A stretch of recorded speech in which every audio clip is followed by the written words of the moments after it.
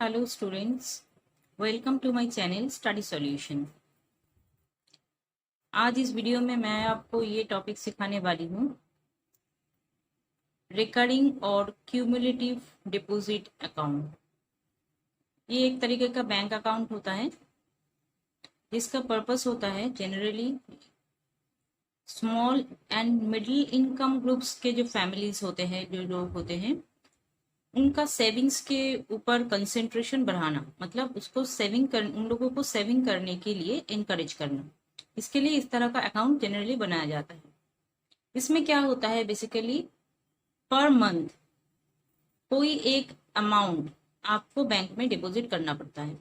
मान लीजिए वो 500 हो सकता है, 1000 हो सकता है, that is in multiples of 5। 5 के मल्टीपल्स में हर एक महीने में आपको एक पर्टिकुलर अमाउंट बैंक के किसी एक अकाउंट में आपको देना पड़ता है। उसके लिए कोई एक पर्टिकुलर मंथ होता है। मान लीजिए आपने उस अकाउंट को 2 साल के लिए बनाया है या फिर 1 साल के लिए बनाया है। उसके लिए आपको वो टाइम फिक्स्ड करना पड़ेगा कि आप कितने मंथ के लिए उसको इस अकाउंट को बनाना चाहते हैं। Okay, and after expiry of that period, जब वो आपका 2 साल या फिर 1 साल, जिस भी साल के लिए आप उसको बना रहे हैं, उसका एक्सपायरी खत्म हो जाएगा, वो डेट आ जाएगा, तब आपको आपका प्रिंसिपल अमाउंट, मतलब जो अमाउंट आपने पर महीने दिया था वो, और उसके साथ इंटरेस्ट मिला के अमाउंट आपको रिटर्न किया जाएगा through bank. Okay, so that is recurring और क्यूमुलेटिव डिपॉजिट अकाउंट। यहाँ पे बहुत सारे टर्म्स हमको जानने पड़ेगा। क्या क्या है वो? पहले time. Time here is denoted by N. Then time is denoted by n and it is calculated in respect of month, not in case of year. It is always multiples of 3. Okay, मतलब आप अगर कोई account, recurring account 1 साल के लिए खोलना चाहेंगे तो that is equal to 12 month. मतलब आपको 12 मंथ के हिसाब से इसको कैलकुलेट करना पड़ेगा। ओके, टाइम हमेशा आपको मंथ के हिसाब से लेना है। यहाँ पे उसको डिनोट करते हैं एन दे के।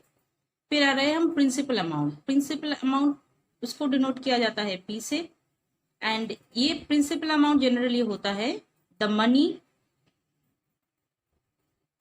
Money you deposited per month basis. मतलब हर एक महीने में आपको जो कोई एक अमाउंट, फिक्स्ड अमाउंट बैंक में डिपॉजिट करना होता है, उसको हम बोलते हैं यहाँ पे principal amount. This is calculated on monthly basis. उसके बाद आ रहा है मैच्योरिटी पीरियड। मैच्योरिटी पीरियड क्या है? मान लो आपने ये 2 साल के लिए फॉर 2 ईयर्स आपने इसको रखा है बैंक में। आप 2 ईयर्स के लिए ये अकाउंट चलाना चाहते हैं बैंक में, तो 2 years that is equal to 24 month. तो व्हाट इज मैच्योरिटी पीरियड? आप जिस महीने में ये अकाउंट खोलेंगे उसके बाद 24 महीना काउंट होगा। 24 महीने में आपको हर एक महीने में कोई एक amount, fixed amount, suppose 500 rupees आपको per month up to 24 months bank में डालना है। और आफ्टर 24 मंथ्स आपने जितने भी पैसे 500 करके 24 मंथ डाले हैं वो, और उसके साथ उसका इंटरेस्ट मिला के 24 मंथ के बाद आपको रिटर्न किया जाएगा। तो this 24 month is your maturity period. Okay, now rate of interest. क्योंकि आप बैंक में पैसा, अपना खुद का पैसा बैंक में रख रहे हैं, तो बैंक इसके लिए आपको कोई एक इंटरेस्ट देगा जिसको हम आर देके यहाँ पे डिनोट करेंगे। Okay, so R is the interest that is calculated on simple interest basis. Simple interest के बेसिस में आपका रेट ऑफ इंटरेस्ट कैलकुलेट किया जाएगा पर एनम। ओके, उसके बाद आता है मैच्योरिटी वैल्यू। मैच्योरिटी वैल्यू मतलब जब आपका ये टाइम ओवर हो जाएगा, कंप्लीट हो जाएगा, तब आपने जो पैसा जमा किया है वो तो आपको मिलेगा ही, उसके साथ साथ आपको इंटरेस्ट भी मिलेगा।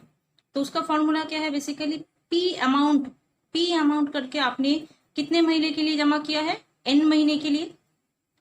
तो पी इंटू एन मतलब 500 रुपीज करके अगर आपने 20 मंथ्स के लिए, 24 मंथ्स के लिए जमा किया है, तो पी इंटू एन ये तो आपको मिलेगा ही, उसके साथ साथ आपको क्या मिलेगा? इंटरेस्ट मिलेगा।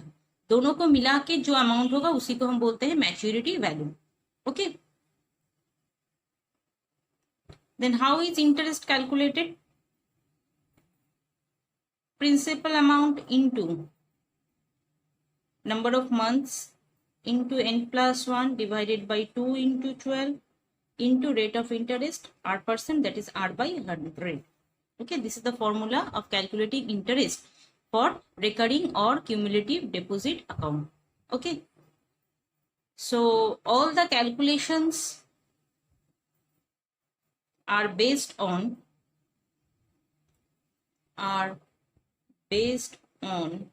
simple interest. This is very important part. We have to calculate all the problems on the basis of simple interest. Okay, so this was all about the basic concept of recurring or cumulative deposit account. In my next video, I will give you some examples and some problems to solve these kinds of problems. Okay, thank you for watching. If you have understood the video, please like my video and share it to all others. And if you haven't subscribed my channel yet, then please subscribe my channel Study Solution. Thank you.